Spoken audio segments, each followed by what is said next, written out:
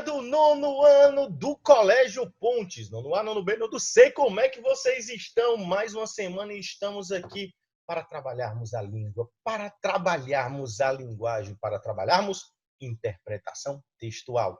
E aí, nós iniciaremos essa parte da interpretação textual e vamos dividir em 3 partes essa aula, porque é muito importante, muito denso, tem muito conteúdo e nós temos que entender de forma concisa e clara o que é o romance. O romance. Você já teve algum? Será que o romance que eu estou falando é o mesmo que você está pensando? Eu acho que não. Pessoal, nós vamos iniciar a unidade número 2 e vamos para o capítulo número 4 e nós vamos iniciar um gênero que nós chamamos de romance. E vamos lá, segue o gordo e vamos lá para a telinha, galera. Vamos lá trabalhar esse gênero textual. Bom, pessoal, primeira coisa que nós temos que saber sobre o romance. O que é o romance? Galera, o romance ele vai ser um estilo de texto em prosa. Professor, o que é um estilo de texto em prosa? Pessoal, o romance ele vai ser escrito de uma forma textual diferente, por exemplo, de uma poesia. A poesia nós trabalhamos através da estrutura entre estrofes e versos. Na prosa nós vamos ter a estrutura de linhas e parágrafos. Então, já vamos sabendo que a questão relacionada ao romance, ela vai trabalhar a forma de escrever em forma de prosa. Ela vai ser uma prosa muito longa, pessoal. E aí ela costuma ser longa porque ela é uma história densa. É um estilo de texto em que você vai abordar psicológico de personagens, você vai abordar a história do personagem, você vai abordar, se tiver mais de um personagem principal, vixe Maria, você vai entender todos os conformes. É um gênero bastante descritivo.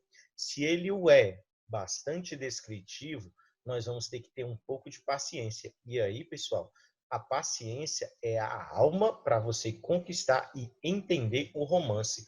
Por quê? Porque geralmente, pessoal, para você entender o romance, ele vai ser narrado através de fatos imaginários. E aí você vai ter que entender a cabeça do autor. Como é que ele imagina todas aquelas situações recorrentes, geralmente em favor da sociedade. É como se ele mostrasse basicamente, fizesse uma crítica à sociedade. Então nós vamos ter a relação, como eu falei, do psicológico, ao estudo dos costumes. Então nós temos várias obras que vão trabalhar os costumes e vai depender da região do país. Se nós vamos ter a região centro-oeste, nós vamos ter os costumes do centro-oeste. Se nós temos a região sudeste, perfeitamente o Rio de Janeiro, nós vamos ler o costume do Rio de Janeiro, do Nordeste, do Sul do país. E aí, pessoal, nós vamos ter que entender toda essa questão de costumes psicológicos e também ver a relação da crítica social.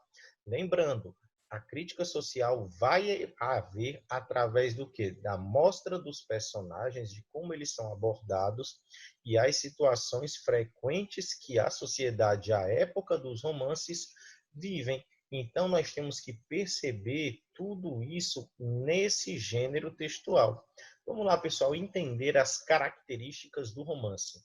Primeiro, ele vai se caracterizar por uma narrativa longa, com vários personagens, o espaço totalmente variado, tempo ilimitado, ela pode ocorrer com fração, por exemplo, de 10 anos, de 20 anos, de uma época para outra, e aí você vai ter uma questão de conflitos, e aí você vai ter clímax, você vai ter complicação, vários conflitos no texto, e são conflitos que mostram a realidade da sociedade através de personagens imaginários, criados da imaginação do autor.